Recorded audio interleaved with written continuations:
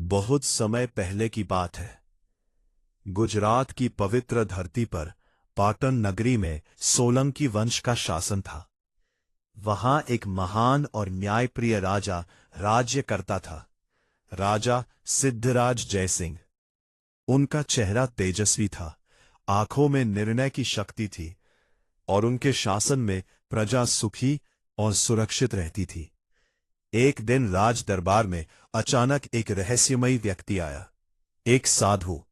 उसकी आंखों में अजीब सी चमक थी और उसके चेहरे पर एक गहरा रहस्य छिपा हुआ था।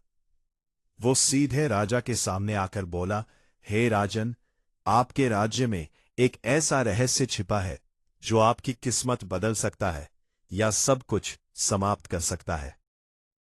राजा सिद्धराज शांत रहे, लेकिन उनके मन में जिज्ञासा जाग उठी। उन्होंने तुरंत अपने सैनिकों को आदेश दिया, इस रहस्य का पता लगाया जाए। कुछ दिनों बाद पता चला कि प्राचीन रानी की वाव के नीचे एक गुप्त सुरंग है, जहां कुछ ऐसा छिपा है जो किसी को भी हिला सकता है। राजा स्वयं सैनिकों के साथ उस अंधेरी गहराई में उतर गए। सीढ़ियां नीचे जाती रहीं, अंधेरा बढ़ता गया और वातावरण रहस्यमयी होता गया। दीवारों पर बनी मूर्तियां जैसे उन्हें देख रही थी। तभी वे एक गुप्त सुरंग तक पहुंचे। वहां एक विशाल पत्थर का दरवाजा था और उसी क्षण हवा में एक आवाज गूंजी, जो यहां आया है वो अब वापस नहीं जाएगा। लेकिन राजा सिद्धराज नहीं डरे। उन्होंने साहस बनाए रखा और आगे बढ़े। दरवाजा खुला और अंदर एक विशाल खजाने का कक्ष था। सोना, रत्न और अपार संपत्ति वहां चमक रही थी।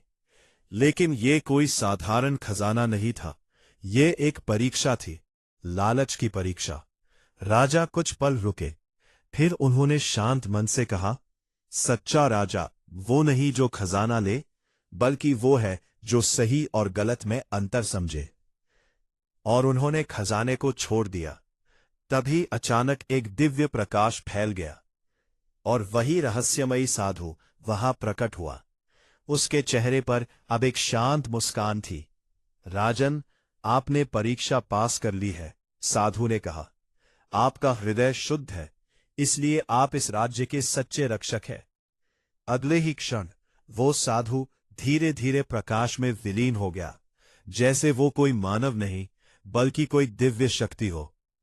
राजा सिद्धराज खड़े रह गए, आश्चर्य और सम्मान से भरे हुए, और उसी दिन से उनका नाम इतिहास में एक न्यायप्रिय, साहसी और धर्मप्रिय राजा के रूप में अमर हो गया।